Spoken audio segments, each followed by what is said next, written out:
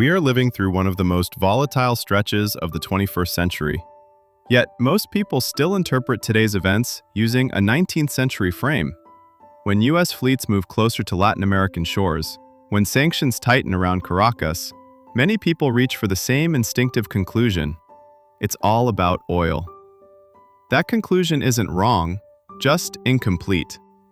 In the age of empires, wars were fought to seize land, mines, and barrels of crude with blood and steel.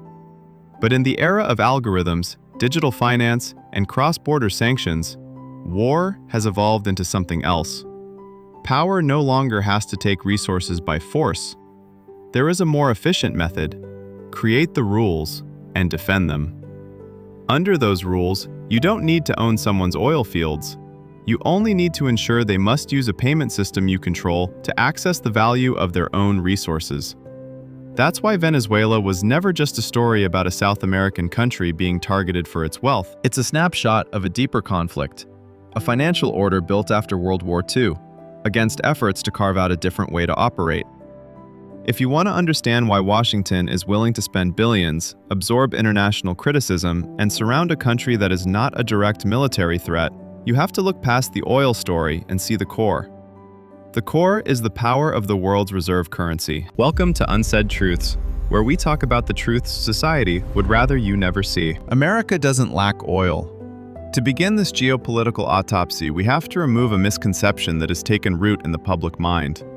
The U.S. intervenes in Venezuela to steal its oil. Look at the energy landscape over the last few decades. While the world debated peak oil, a major shift unfolded inside the United States: the shale revolution. With hydraulic fracturing and horizontal drilling, the U.S. moved from heavy import dependence into the top tier of global producers, gained higher levels of energy self-sufficiency, and in many periods became a net exporter. So ask the question through a cost-benefit lens. Why would a country burn credibility, spend billions on intervention, and take enormous political risks just to seize something it can largely supply on its own? Venezuela may hold vast oil reserves on paper, but a significant portion is heavy crude, dense, difficult to extract, and dependent on complex processing infrastructure. Restoring Venezuela's oil sector to high capacity would require massive investment to rebuild wells, pipelines, processing facilities, and an operating chain degraded by years of decline.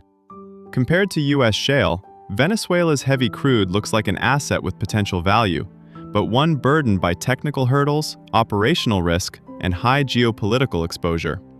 And if the real objective were simply access to oil flows, there are always cheaper paths that leave far fewer political scars than escalating confrontation, imposing sanctions, or sustaining pressure over years. So the question has to be reframed. If it isn't about an oil shortage, what makes a confrontation worth it in the logic of power? The answer sits deeper than resources. It's the power of the payment system and the privilege of issuing the currency the rest of the world is compelled to use. In the economic structure of a modern superpower, competition is no longer built on cheap labor, and it isn't sustained purely by trade surpluses from exporting basic goods. The U.S. economy operates as a vast system of finance, investment, consumption, and research, where power isn't measured only in factories and commodities, but in the ability to set value standards and shape the settlement rails of global transactions. If that layer of power erodes, America weakens sharply, even with unmatched military capacity. The dollar is not just a means of payment. In the modern financial order, it functions as power infrastructure, a foundational layer that global capital flows, trade, and international debt rest upon. After Bretton Woods collapsed, and as the petrodollar structure formed in the 1970s, the dollar's international role was reinforced. It became a kind of gravity that other economies have to account for when they trade and hold reserves.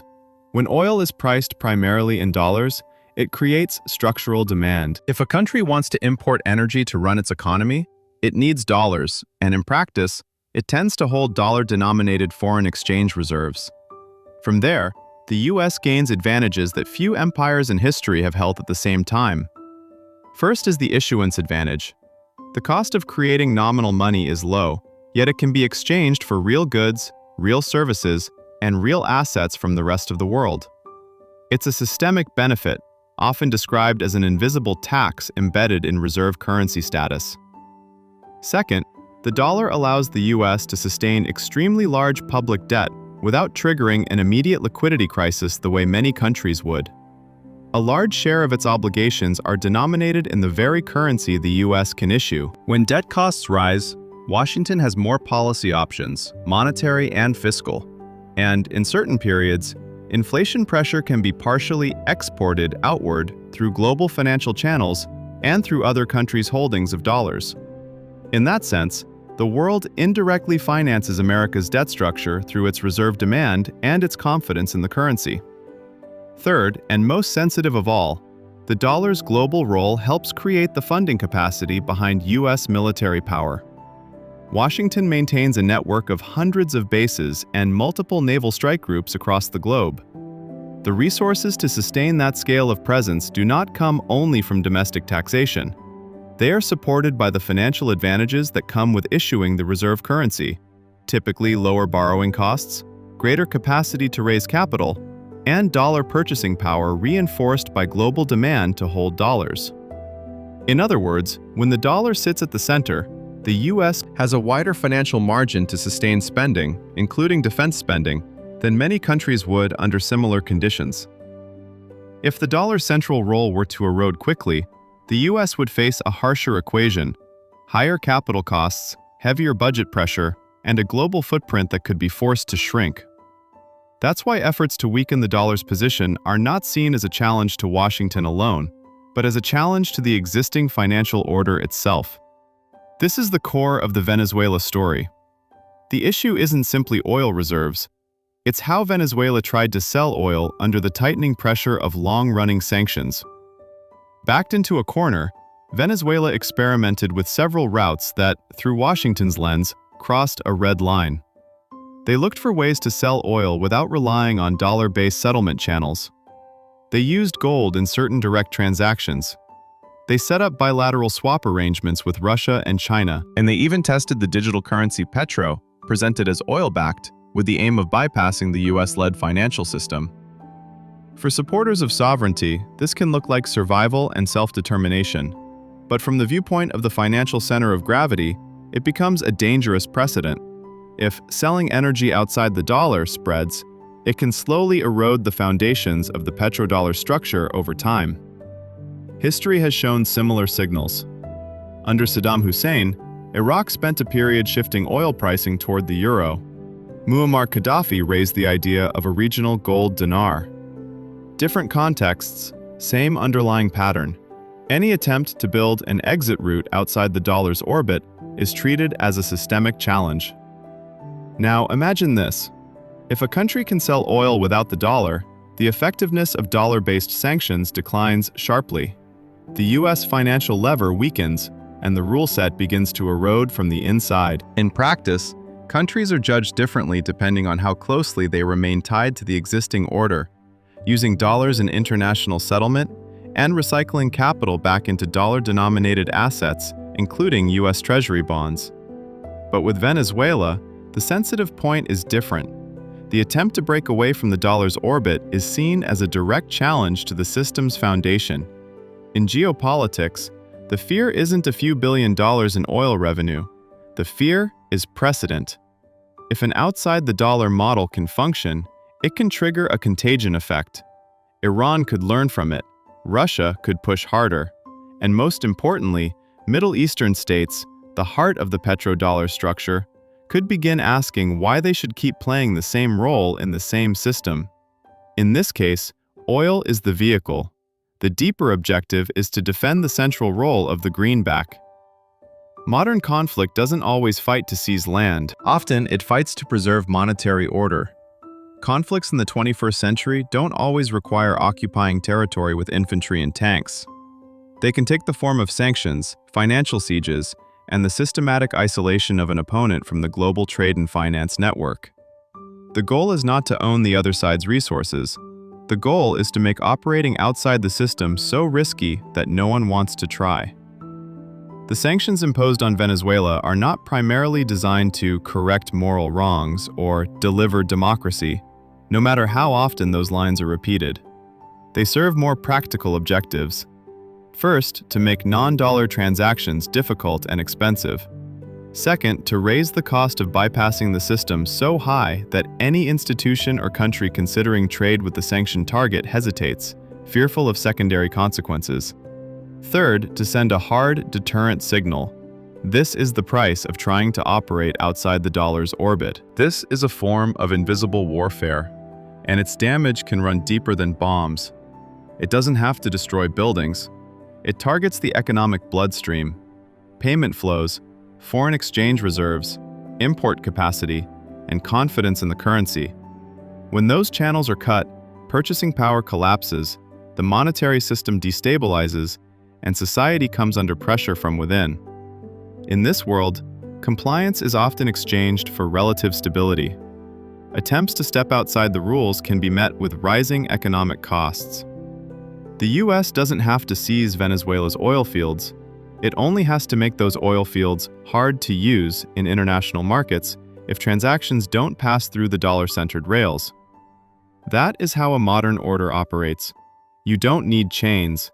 You can lock a country in place with numbers, inside global payment and credit systems. From this perspective, Venezuela is a flashpoint. The real concern is the contagion effect. The logic is cold. You have the right not to use the dollar, but the price of that choice can be far higher than the price of compliance. This is monetary deterrence, not a war for morality or human rights. What drives persistent US pressure on Venezuela isn't Venezuela's raw power. It's the risk that Venezuela becomes a model for alternative pathways.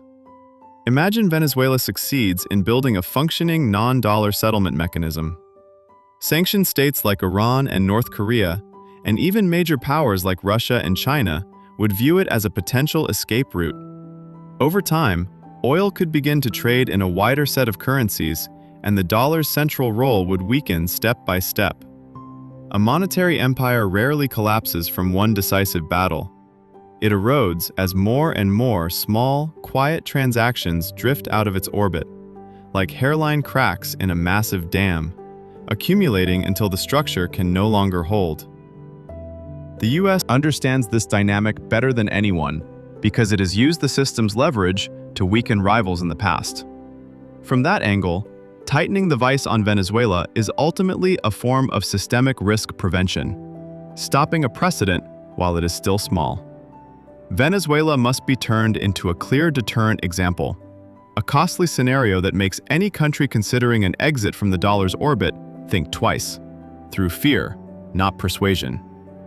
On the geopolitical chessboard, Venezuela is pushed into the role of a piece that can be sacrificed to protect the most important one: global confidence in the US dollar and the financial order built around it. That's why the US is willing to sustain long-term pressure, from financial isolation and sanctions to political intervention, to ensure the monetary order it leads does not shift, not even by a single step. To close this episode, we need to repeat the central point. Calling what's happening in Venezuela a war for oil is not wrong, but it doesn't reach the essence of modern power. We've seen echoes of this before. Iraq, under Saddam Hussein, exploring euro-based oil pricing. Muammar Gaddafi raising the idea of a regional gold dinar. And today, we see renewed efforts to diversify settlement currencies and energy trade. Different eras, different contexts, yet the same systemic fault line, a struggle to defend the rules of global money. In this game, oil is the surface, sanctions are the tool, the dollar is the core, and the objective defended at any cost. Anyone who makes the world need the dollar less becomes a problem to be managed within the logic of the existing order. Not necessarily because they are evil, but because they are pressing against the foundation that sustains America's economic and geopolitical strength. Misread the order, and you'll always be late. And when you're late in an invisible war, you're left with only one role: reacting, being led, and paying the price for delayed choices. The deepest lesson from Venezuela is not about resource wealth. It's about the harshness of monetary rules. If you don't understand money's value and how it can be weaponized, you won't understand why the world runs the way it does. Look at what's unfolding in South America with a clearer, calmer eye. beyond ideological cover stories toward the skeleton of financial power. That's where the most important moves are decided, where orders are built, and where a country can be weakened without a formal declaration of war. And remember, in the 21st century, those who control capital flows and settlement infrastructure often hold the decisive advantage. Don't be the one who arrives late to this war of perception, because the price is not always just money. It can be the future, and a society's capacity to remain truly sovereign.